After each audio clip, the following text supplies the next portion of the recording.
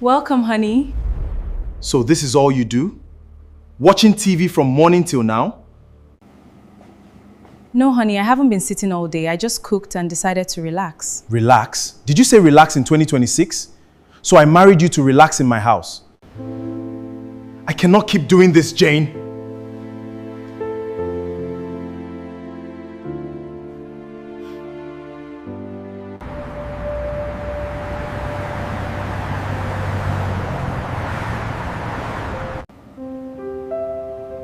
Look at women with purpose, chasing their dreams and living large. Honey, your food is ready. I'm talking about women with purpose. Women who are chasing something bigger. And you're telling me about food? And with that, Chidi walked away, leaving Jane standing there.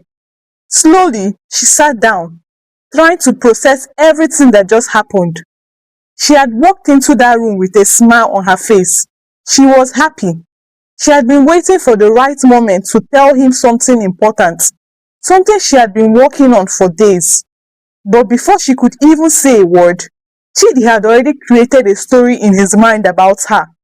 That she had no ambition, that she had no purpose, that she was simply comfortable depending on him. The next morning came, and Jane knew it was time for them to have a real conversation. Chidi sat in the living room, speaking on the phone. His voice was confident as he discussed plans and business matters.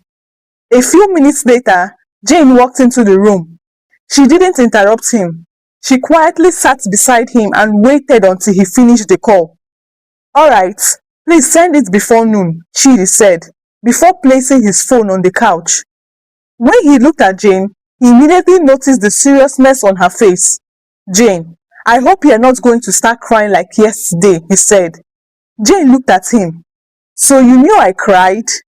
Chidi ignored the question and continued. "Because honestly, I don't understand why you took what I said that way. I was only trying to encourage you." He explained that he wanted more for her.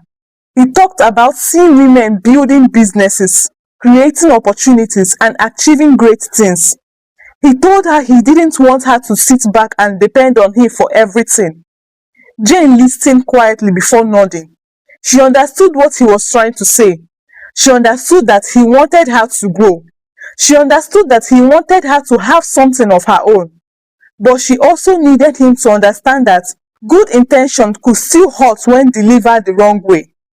"Chidi, your intention and your approach are two different things," she said softly. The room became quiet. She explained that the way he spoke to her made her feel like she had no purpose, like she was doing nothing with her life. He never asked what she was working on. He never asked what she wanted. Instead, he compared her to other women and made assumptions about her. Jane reached for her laptop on the table. "But the truth is, I was actually waiting for the right time to tell you something." She opened the laptop and turned it towards him. Chidi leaned closer. On the screen was a mobile application she had been developing. "I've been working on this for months," Jane said. Chidi looked surprised. Jane explained that the app was designed to help women discover their skills, connect with opportunities, learn new things, and build confidence. As she scrolled through the designs, she explained her vision. She had noticed that many women had dreams, but didn't always know where to start. Some lacked support, and she wanted to create something that could help them find their path. Chidi remained silent because suddenly the woman he thought was standing still was actually building something meaningful. Jane looked at him and admitted that she had been so excited to show him the app the previous day. She wanted him to be the first person she shared it with. Chidi looked down. For the first time, he replayed the words he had spoken the day before. He realized he had been so focused on telling Jane what he thought she lacked that he never took the time to understand what she was already doing.